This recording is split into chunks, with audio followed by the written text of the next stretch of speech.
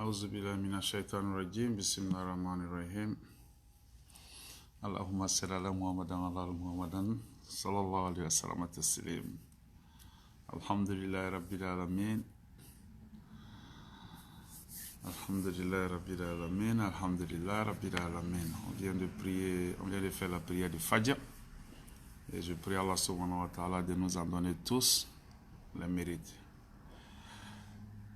Je prie Allah subhanahu wa ta'ala d'accorder sa miséricorde, sa grâce et ses bienfaits à notre prophète Mohammed sallallahu alayhi wa sallam, à sa famille et à ses sahaba et à tous les musulmans qui nous ont précédés dans la foi. Ya Allah, Amin.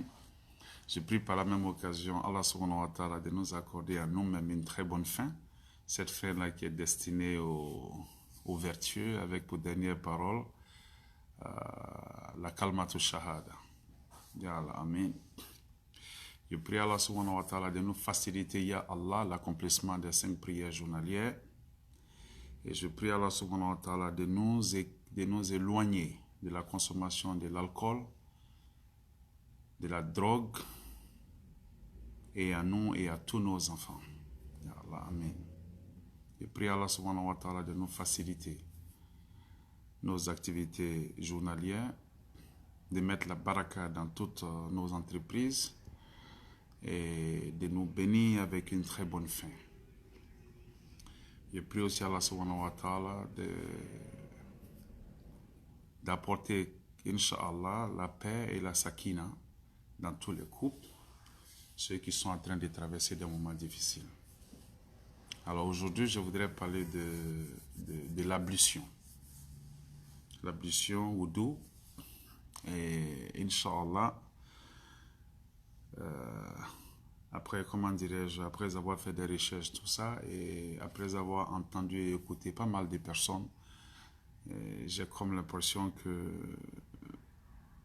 jusqu'à présent, il y a pas mal de personnes qui n'ont pas encore compris. Et Inch'Allah, avec la grâce d'Allah, je vais essayer d'attirer un peu l'attention des gens là-dessus. Salam alaikum wa rahmatullahi wa barakatuh, ma soeur. J'espère que tu vas bien et merci d'être là parmi nous, surtout que toi tu es à New York à l'heure. Alors si tu as prié Fajr, qu'Allah t'accorde, comment dirais-je, les bienfaits, les mérites, ya Allah, Amin.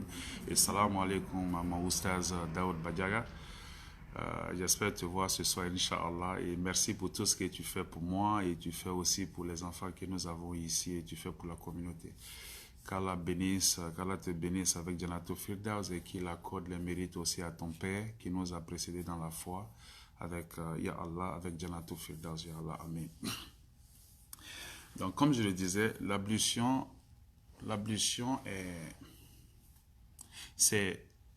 je dirais que c'est la forme la plus élevée de la piété. L'ablution est une forme très élevée de la piété. Rasul sallallahu alayhi wa sallam, dans Sahih Bukhari, comme j'étais en train de le dire tout à l'heure, il dit que le jour de Yawm al-Qiyamah, il dit que mes fidèles viendront. Qu'est-ce qu'il a dit?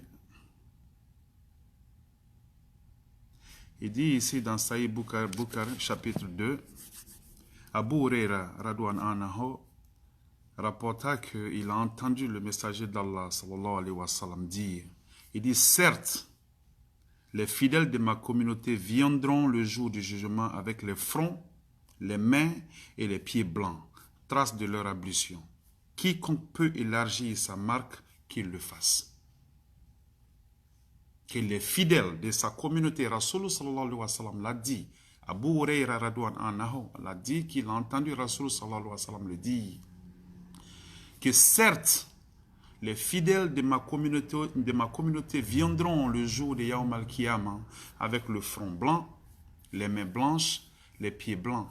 Et tout ça, là, ça va être quoi? Ça va être les signes de leur ablution. Et il dit que toute personne qui peut élargir ses marques, qu'elle le fasse.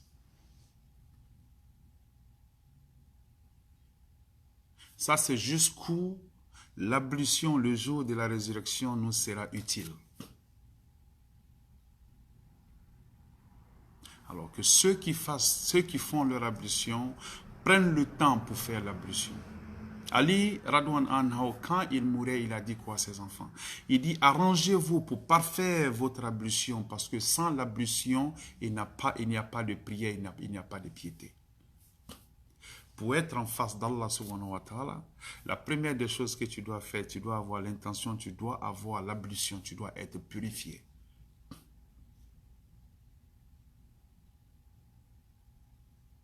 Il y en a qui sont très paresseux là-dedans. Aujourd'hui, de nos jours, il n'y a pas de pénurie d'eau. Je ne parle pas des zones de guerre. Mais quelqu'un qui vit aux États-Unis, quelqu'un qui vit en Europe, quelqu'un qui vit en Afrique, le problème d'eau ne doit pas se poser. Il y a des gens qui sont très paresseux quand il s'agit de faire l'ablution.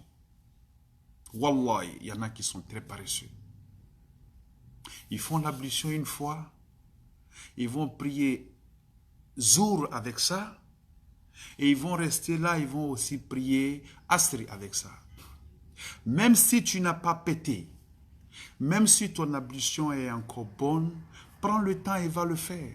Rasoul sallallahu alayhi wa sallam dit que celui qui fait l'ablution, toutes les parties que l'eau touche quand tu fais l'ablution, tous les péchés qui ont été commis par ces parties-là sont pardonnés. Le visage, quand tu le laves, les choses que tu as vues, que tu ne devais pas voir. Il y a des vidéos que tu as regardées que tu ne devais pas regarder. Il y a des choses, voyez un peu, que tu as vues que tu ne devais pas voir. Une fois que tu laves le visage, Alhamdulillah Rabbil Alamin, tous les péchés qui ont été commis par tes yeux, par ton visage, tout ça c'est pardonné. Alors quand tu rinces la bouche, c'est pratiquement la même chose, les choses que tu as eu à dire. Une fois que tu rinces ta bouche en faisant l'ablution, c'est fini. Quand tu rinces les narines, quand tu laves la main, les choses que tu as touchées, les choses que tes mains ont fait qui n'étaient pas bonnes, tout ça c'est pardonné. Tes pieds.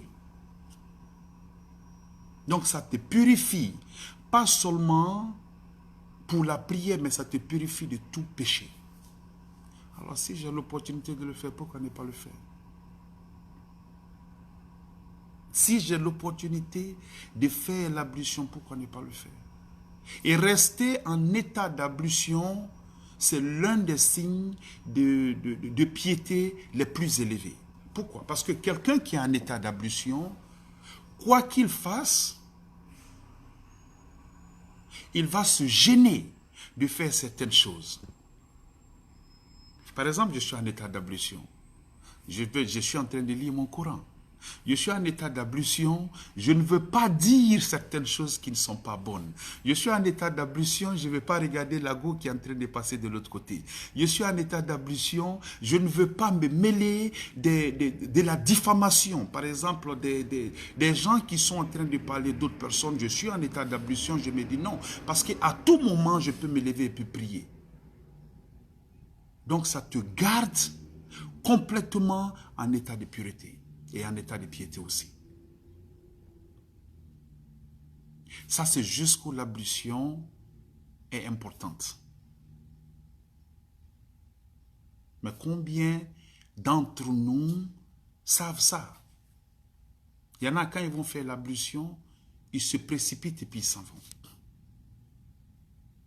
Quand Rasoul sallallahu alayhi wa sallam a dit ça, Abu Huraira, Radouan Anhao, qu'est-ce qu'il a dit? Depuis ce temps, quand il fait les ablutions, au lieu de rester ici simplement au coude, il va jusqu'à ce niveau pour augmenter un peu la trace et sa marque, comme Rasoul sallallahu alayhi wa sallam l'a dit. Mais chez nous, il y a des gens qui font l'ablution. Wallahi, après l'ablution, quand tu regardes, il y a des parties du corps qui ne sont pas touchées. Des parties qui étaient supposées être touchées, elles ne sont pas touchées intégralement. Maintenant, toi, tu vas quitter là pour venir te mettre dans ton tapis de prière pour prier. Tu pries. Quelle prière tu es en train de faire? Ça devient un problème. Ta prière ne peut pas être acceptée si ton ablution n'est pas bien faite. Wallahi. Si tu n'as pas d'eau, Allah a dit quoi? Si tu n'as pas d'eau, tu peux faire recours à quoi? À la terre, ce qu'on appelle la taïman.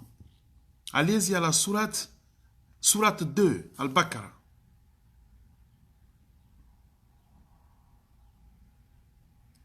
Sourate 2 Al-Baqarah. Non, sourate Al-Maïda, verset 6. Sourate 5 Al-Maïda, le verset 6. Sourate Al-Maïda, c'est ce qu'on appelle la table servie. Vous allez là-bas, au verset 6, Allah dit quoi? Il dit, oh les croyants, lorsque vous vous levez pour la salat, lavez vos visages et vos mains jusqu'au coude. Passez les mains mouillées sur vos têtes et lavez-vous les pieds jusqu'aux chevilles. Et si vous êtes pollué, alors purifiez-vous. Là, Allah est en train de parler de l'ablution. À la sourate 5, verset 6. C'est lui-même qui nous demande de le faire. Avant de faire quoi que ce soit, quand il s'agit d'adorer Allah subhanahu wa ta'ala, le seul moment, tu n'es pas obligé de faire quoi que ce soit, tu n'es pas obligé de faire ton ablution, c'est quoi? C'est quand tu fais tes zikrs. À n'importe quel moment, tu peux faire tes zikrs. Mais à partir du moment où tu dois t'arrêter pour faire 2 rakats, qu'elles soient obligatoires ou qu'elles soient surrogatoires, tu dois faire tes ablutions. Et Rasul sallallahu alayhi wa sallam dit que celui qui finit de faire son ablution et il dit Ashhadu an la ilaha illallah wa ashhadu anna Muhammadan abduhu wa rasuluhu wa ashhadu an la ilaha illallah wa wahdahu la sharika lah wa ashhadu anna Muhammadan abduhu wa rasuluhu. Une fois que tu fais tes ablutions et tu dis ça, Rasul sallallahu alayhi wa sallam dit que les huit portes du paradis s'ouvrent pour toi. Les 8 portes du paradis s'ouvrent pour toi. Quand tu finis de faire l'ablution et puis tu dis ça.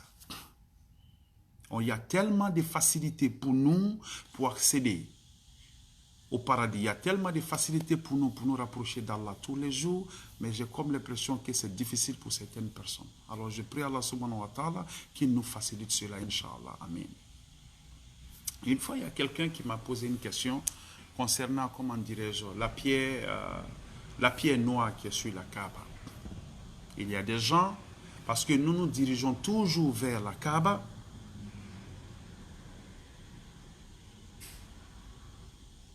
il y a des gens qui pensent que c'est une façon d'adorer quelque chose d'autre en dehors d'Allah subhanahu wa ta'ala. Non. Nous nous dirigeons vers la Kaaba simplement par signe d'unité. Par signe d'unité. Allah a dit au prophète sallallahu alayhi wa sallam, la dernière fois, il y a mon oustaz Bajara qui était en train de parler de ça, et le oustaz Mala Sissoko qui était en train de parler de ça lors de notre dernier khutbah.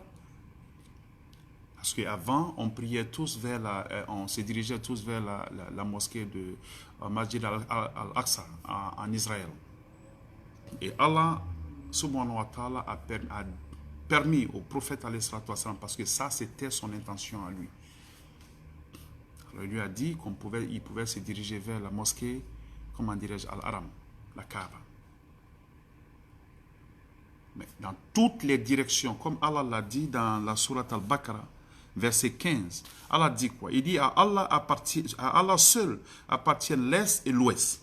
Où que vous vous tourniez la face, avec la direction, Allah est donc là. Car Allah a la grâce immense. Il est omniscient. Alors quelqu'un qui est en voyage, quelqu'un qui ne sait pas, qui a du mal à se diriger, quelqu'un qui a du mal à se diriger. Tu peux être en voyage, ce n'est pas tout le monde qui a, comment dirais-je, la haute technologie. Mon téléphone peut me permettre de trouver la Qibla, qui est la Kaaba. Mais si je n'ai pas ce téléphone, que je n'ai aucune notion de la direction, alors il n'y a pas de blâme contre moi de prier dans la direction que je veux. Comme Allah l'a dit ici, n'importe quelle direction, dans n'importe quelle direction, vers n'importe quelle direction tu te diriges, Allah est là. Parce que c'est à lui qu'appartient et l'Est et l'Ouest, c'est à Allah qu'appartiennent toutes les directions. Ça, c'est Ce n'est que quand tu te retrouves dans une situation où tu ne sais pas où le nord est, tu ne sais pas où le sud est, tu n'as aucune notion des 4 points cardinaux.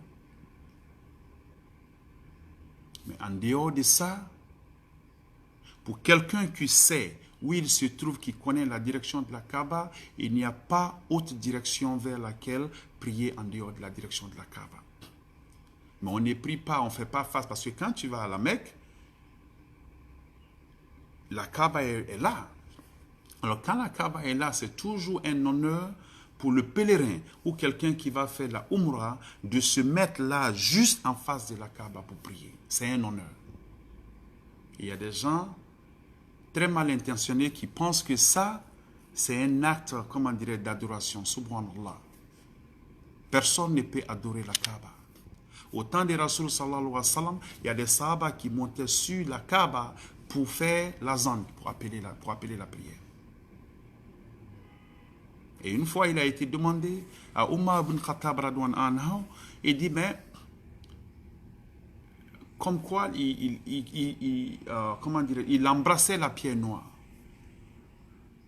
Et qu'est-ce qu'il a dit? Lui-même, il a regardé la pierre noire, ça c'est dans Sahih Bukhari. Il a dit à la pierre noire, tu ne peux me causer, tu ne peux rien me faire, ni de mal, ni de bien. Si je t'embrasse, c'est simplement parce que j'ai vu le messager d'Allah, Rasulullah sallallahu alayhi wa sallam, le faire. Alors je le fais à cause de ça. Sinon, la pierre noire ne peut me causer ni tort, ni bien.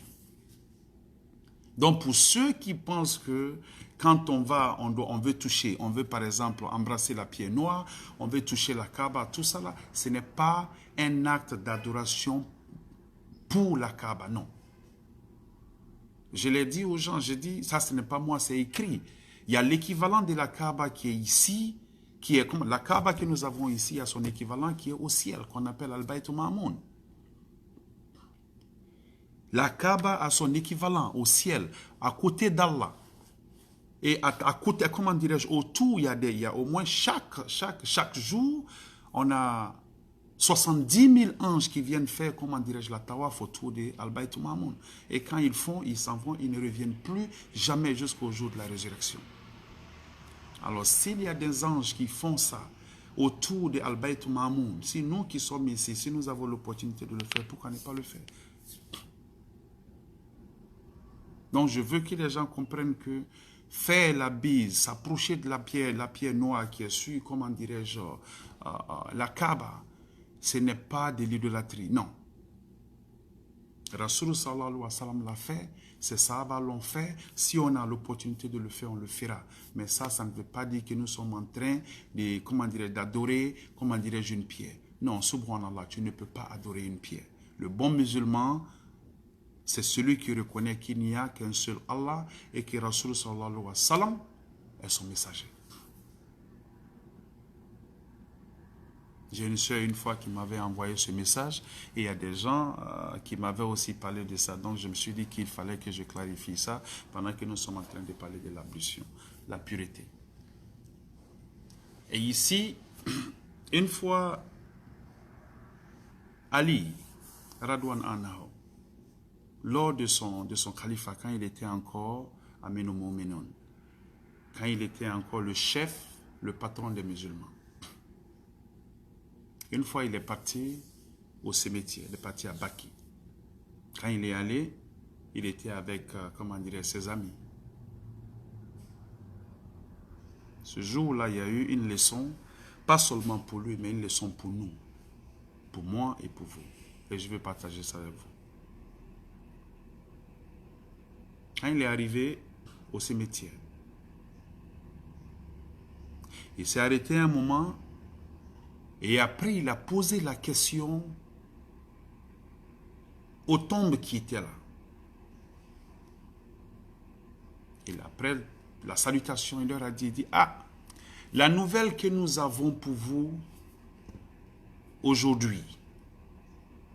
Écoutez très bien ça. Il dit, la nouvelle que nous avons pour vous aujourd'hui,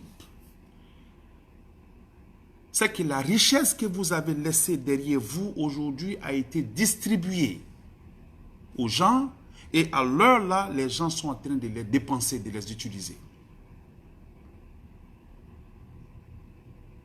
La richesse que vous avez laissée derrière vous a été distribuée aux gens et à l'heure là, les gens sont en train de l'utiliser. Il dit, les demeures, les maisons que vous avez laissées derrière vous sont actuellement habitées par d'autres personnes. Il dit, les femmes que vous avez laissées, aujourd'hui, elles se sont remariées à d'autres personnes. Il dit, si j'ai une nouvelle pour vous, c'est cette nouvelle. Ça, ce sont les nouvelles que j'ai pour vous ici. Il dit, maintenant, s'il vous plaît, dites-moi les nouvelles que vous avez là où vous êtes pour nous. Il est en train de parler aux morts. Il ne s'attend pas à ce que les morts lui répondent. Parce qu'ils n'entendent pas. Ils ne peuvent pas parler. Même s'ils entendent, ils ne peuvent pas parler. Quand il a dit ça, il est resté un moment après. Il s'est tourné vers les gens avec lesquels il était venu. Il a juré, il dit, Wallahi, je jure par Allah. Si ceux qui sont couchés ici pouvaient répondre, il nous aurait dit que la seule chose dont on a besoin pour partir dans cette tombe, pour aller là où ils sont actuellement, c'est la taqwa, la piété, la crainte d'Allah. Si les morts pouvaient nous parler, ça c'est ce qu'il nous aurait dit. Il faut avoir la crainte d'Allah, il faut avoir la taqwa, il faut avoir la piété avant d'aller dans la tombe. Il ne faut pas mourir tant que tu n'es pas soumis entièrement. Si les morts pouvaient nous parler, wallahi, c'est ce que ces gens-là nous auraient dit. Réfléchissons à ça. Hier, ça a été dit, mais aujourd'hui, ça doit nous servir de leçon. Le mort, le riche qui est déjà parti, son héritage a été distribué. Actuellement, son héritage qui a été distribué est en train d'être utilisé à des fins qui soit pourraient l'arranger ou soit ne pourraient pas l'arranger. Parce que l'argent que tu as laissé, si ça tombe dans de mauvaises mains, tu es foutu. Si ça tombe dans de mauvaises mains, tu es foutu.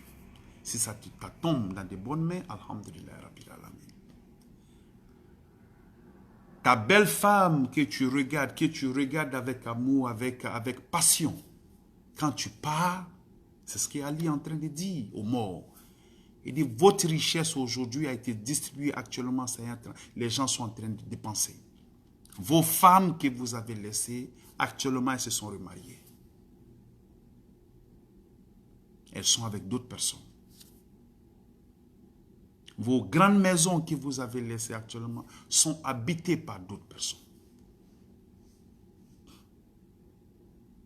Ça, c'est ce que nous, on a à vous dire actuellement. Mais qu'est-ce que vous avez à nous dire?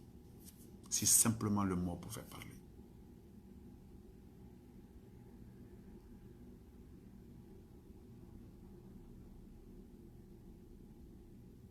Alors, on parle de piété.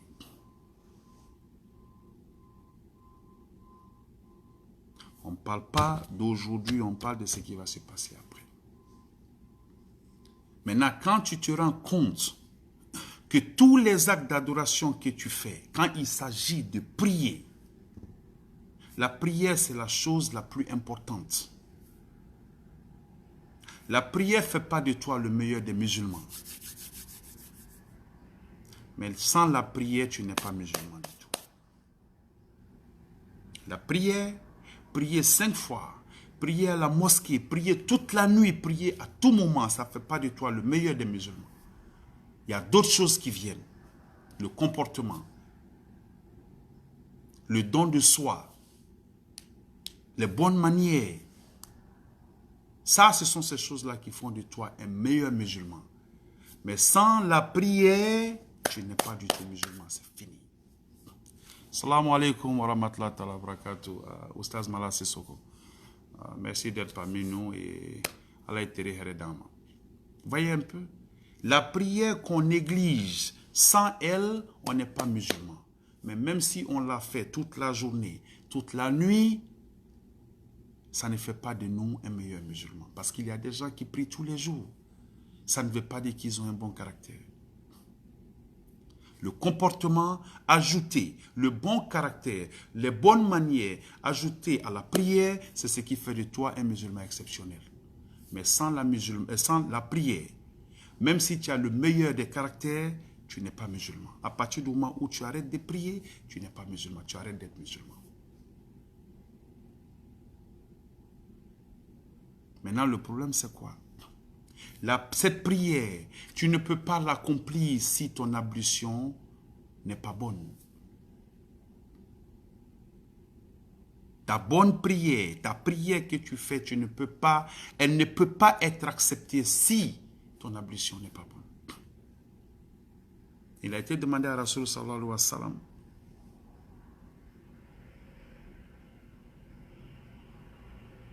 que quelqu'un qui est en train de prier, 112,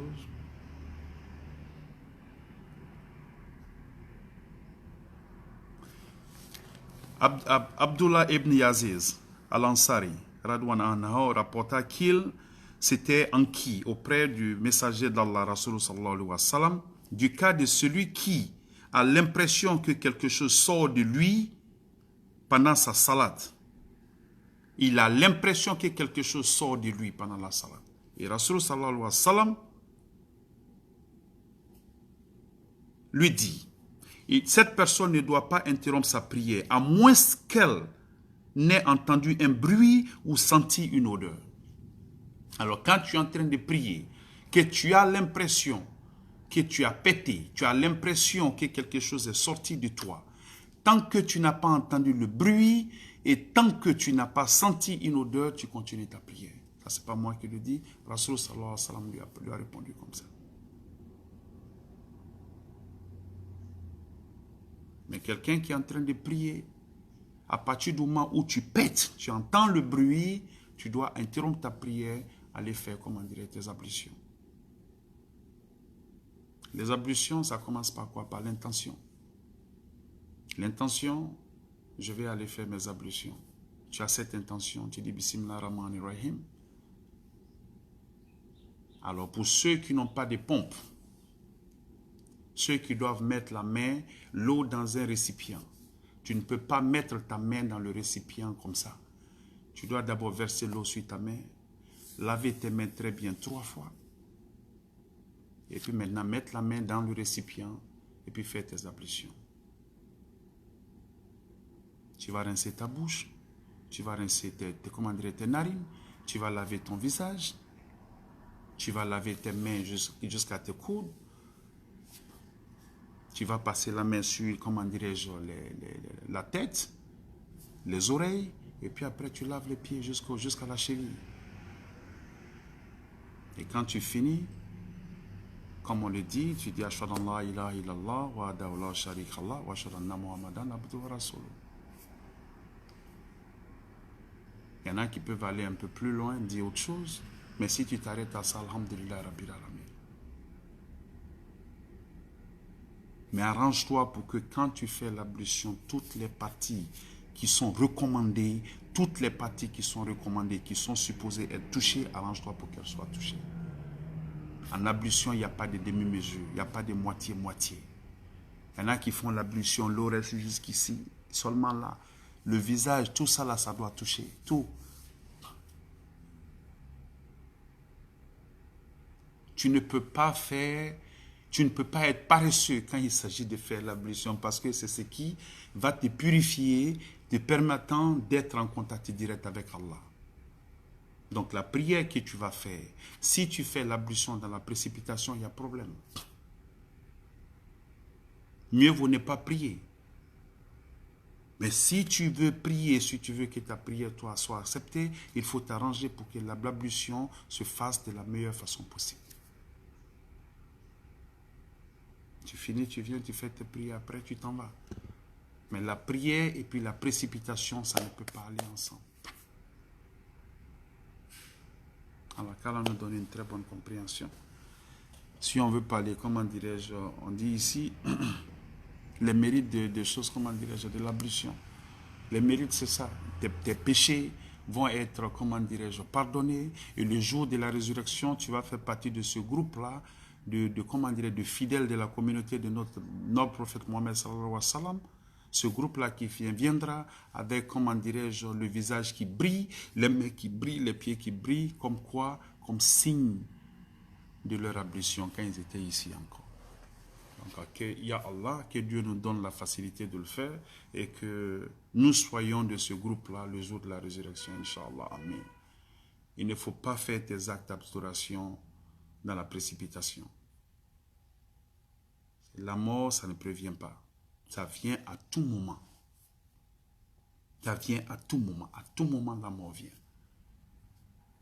Alors, le malheur, c'est quoi? C'est que de nos jours, aujourd'hui, on a l'opportunité, tant qu'on est en vie, on a l'opportunité de faire et de refaire. Quand ce n'est pas bien fait, on peut reprendre. Quand c'est bien fait, on dit Alhamdulillah. Tu n'es jamais sûr que ce que tu es en train de faire est bien fait. Tu n'es pas sûr. C'est pourquoi tu dois t'atteler à quoi? À la perfection. Je dois faire mes ablutions, je dois faire ça parfaitement. Ali Radouan Anhu a dit ça à ses enfants. Il dit, arrangez-vous pour parfaire votre ablution. Parce que sans ablution, il n'y a pas d'acte d'adoration. Sans ablution, il n'y a pas de prière. Donc il faut très bien faire son ablution. Tu prends ton temps, tu le fais. Et puis, considère ça comme si tu étais en train de manger de la bonne nourriture que tu aimes. Prends ton temps, enjoy it. Et puis c'est de l'eau qui est versée sur ton corps. Quand il fait chaud, que tu fais l'ablution, tu es à l'aise. Et même quand il fait froid, quand il y a de l'eau chaude, c'est bon. Quand, à partir du moment où l'eau touche le corps de l'homme, wallahi, tu sens une certaine, comment dirais-je, une sensation que tu ne peux pas expliquer à quelqu'un. Donc pourquoi ne pas le faire? Si tu pises, si tu peux rester en tant que musulman, tu peux rester à tout moment en état d'ablution. Wallahi, billahi, tallahi, comme je l'ai dit, il n'y a rien de meilleur que ça. Parce que ça t'empêche de faire certaines choses. Ça t'empêche de faire certaines choses. Alors qu'Allah nous facilite ça. Et ici, ça c'est, comment dirais-je, une petite note que je voulais...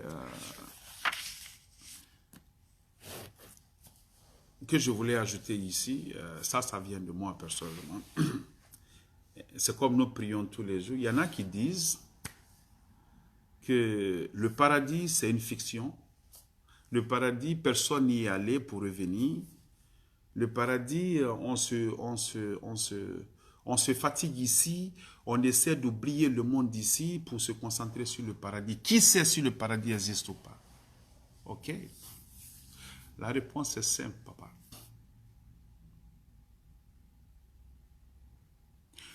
Comme le livre auquel je crois, qui est le Coran, je crois aussi au prophète sallallahu alayhi wa sallam et à tout ce qu'il a dit. Et il a dit qu'il y a un paradis. Il y a l'enfer et puis il y a le paradis.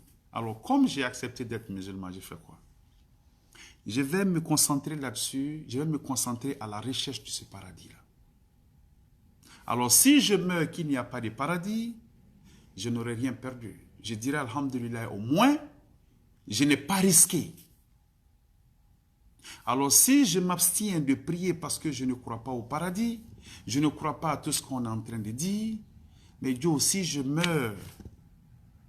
Et il s'avère que il y a un paradis et puis il y a un enfer. Là, en ce moment, je n'aurai pas l'opportunité de revenir pour refaire. Ce serait terminé. Ce serait terminé.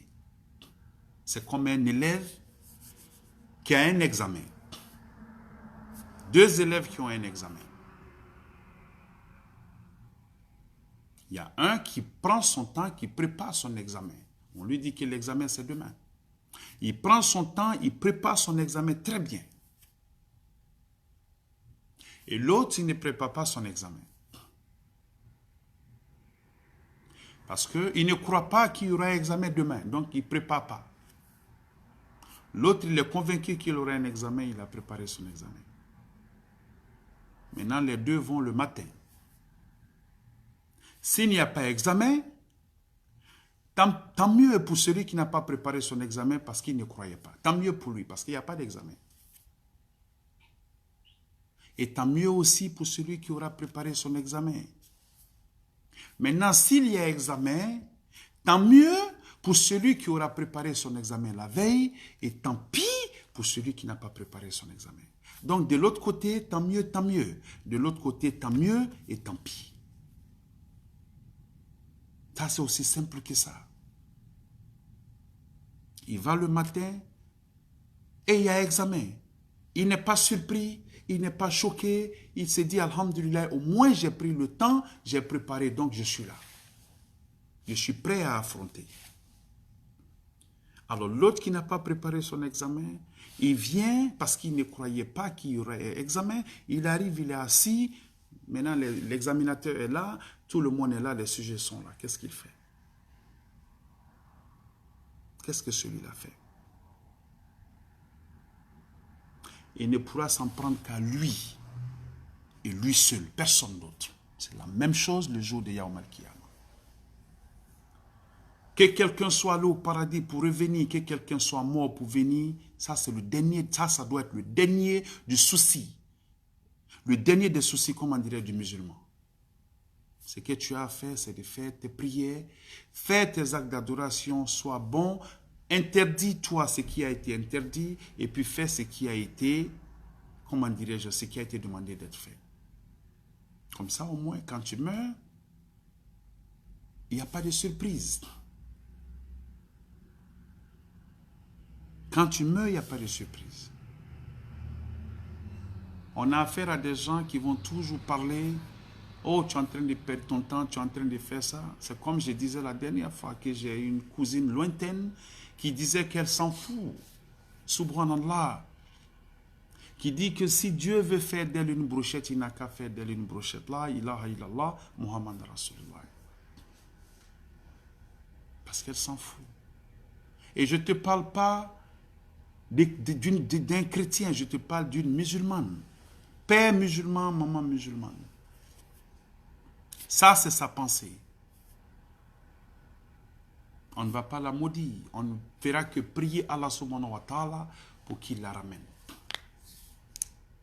Il y avait un sahaba, le Rasul sallallahu alayhi wa sallam. Quand il a accepté l'islam,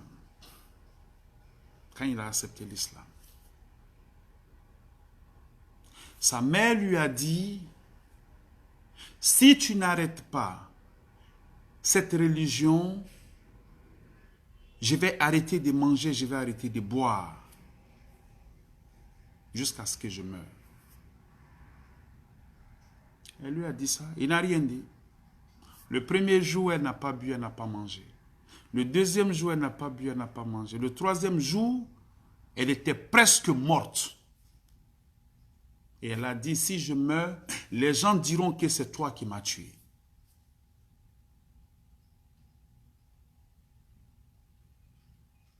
Quand il est venu la voir, il lui a dit quoi? À sa propre mère, celle qui l'a mis au monde. Il lui a dit, maman, il dit, si Dieu t'avait accordé 100 vies et que tu devais mourir 100 fois,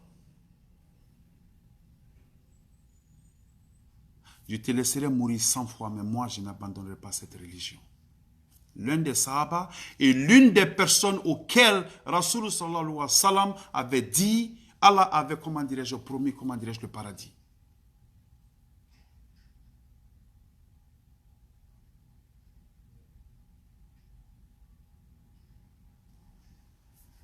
Quand il a quitté sa mère, il est allé voir Rasul sallallahu alayhi wa sallam. Il a demandé au prophète sallallahu alayhi wa sallam de faire des doigts pour sa mère, pour que Allah puisse la ramener, pour que Allah puisse, comment dirais-je, affermir son cœur. Quand il a quitté Allah, et Rasul sallallahu alayhi wa sallam a fait des doigts pour elle. Quand il a quitté Rasul, il est venu à la maison, par la grâce d'Allah, il a entendu sa maman réciter la kalmatu shahada. Elle a accepté l'islam. Donc, quand on voit quelqu'un qui n'est pas sur le droit chemin, on ne le rejette pas. On ne le rejette pas. On fait des doigts pour lui. On prie pour cette personne-là. Parce que tous les grands musulmans que nous avons, les sahaba, la plupart des sahaba des Rasul sallallahu alayhi wa sallam n'étaient pas tous musulmans au départ. On peut prendre le cas de Umar ibn Khattab, Radwan Anhu, qui était le deuxième calife, qui est couché à côté des Rasul sallallahu alayhi wa sallam à Madina. Ils sont trois couchés. Rasul sallallahu alayhi wa sallam, Abu Bakr, Siddiq Radwan Anhu et puis Umar Radwan Anhu. Celui-là buvait, celui-là a tué des musulmans. Rasul sallallahu alayhi wa sallam a fait des doigts pour que Allah puisse amener Umar dans la religion, et Allah l'a fait. Depuis Umar est venu, ça a changé la religion. Donc il y a des gens que nous voyons peut-être qui sont perdus. Il faut faire des doigts pour eux. Il y a des gens que nous voyons qui peut-être ont perdu espoir, qui se disent qu'ils ont commis tellement de péchés qu'il n'y a pas d'espoir pour eux. Ces gens-là, il faut leur parler régulièrement. Il faut faire des doigts pour eux. Il faut leur faire comprendre que il y a eu des sahaba, des gens qui, avant de mourir, Allah leur avait déjà promis le paradis. Ces gens-là, parmi eux, il y a des gens qui adoraient les idoles.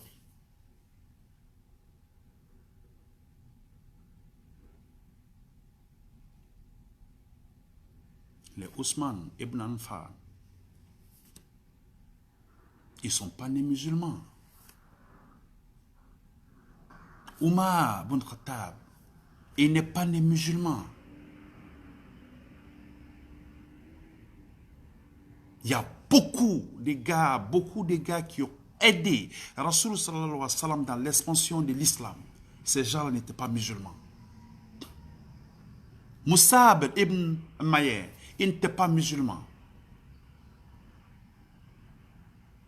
Alors il y a des gens qui naissent dans la religion mais qui n'ont aucune notion de la religion. Prenons le temps, parlons-leur.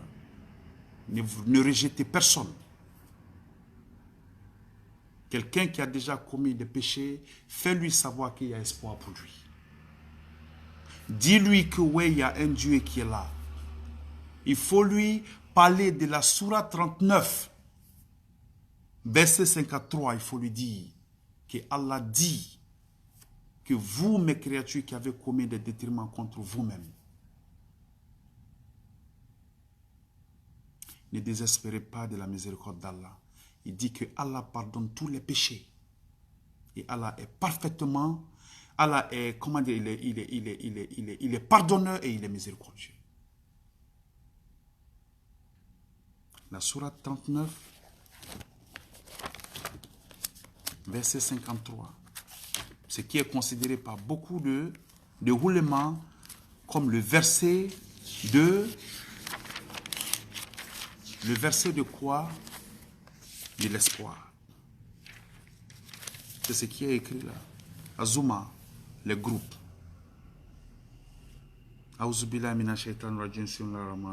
Il dit, ô mes serviteurs qui avez commis des excès à votre propre détriment, ne désespérez pas de la miséricorde d'Allah, car Allah pardonne tous les péchés. Oui, c'est lui le pardonneur, le très miséricordieux. Imaginez ça un peu. Donc quelqu'un qui a passé tout son temps dans les bouteilles, en train de boire, qui a passé tout son temps avec les prostituées, qui a passé tout son temps à voler, à tuer, il y a toujours espoir pour lui. Mais ça dépend de la personne que cette personne-là va rencontrer. Si cette personne-là tombe sur moi, et moi, Karim, je pense que c'est moi qui décide qui va au paradis, qui va à l'enfer. Cette personne-là est mieux que moi. Parce que c'est Allah qui décide qui va où. Allah seul. Alors, quand tu vois quelqu'un comme ça venir vers toi, prends-le, ouvre tes mains, ouvre les bras, reçois-le, parle-lui. Dis-lui qu'à partir du moment où il est venu, tout ce qui s'est passé, c'est pardonné. Mais ça va maintenant, son compteur commence à partir de maintenant. Quand tu dis ça à quelqu'un qui croyait ne pas avoir d'espoir, wallahi billahi tallahi, si cette personne-là accepte l'islam, toi tu n'as aucune idée de ce que tu vas avoir comme récompense auprès d'Allah. Donc arrêtons de juger les gens. Arrêtons de faire croire aux gens qu'il n'y a pas d'espoir pour eux. Arrêtons. Arrêtons de faire croire aux gens qu'il n'y a pas d'espoir pour eux. Il y a de l'espoir pour tout le monde.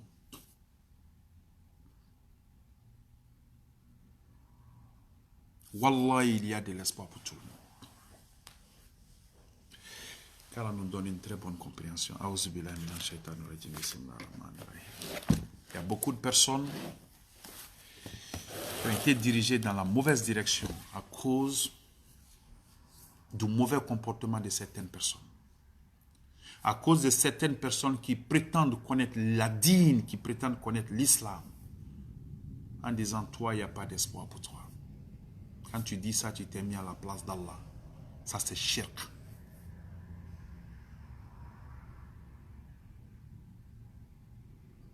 Alors, qu'Allah nous donne une très bonne compréhension.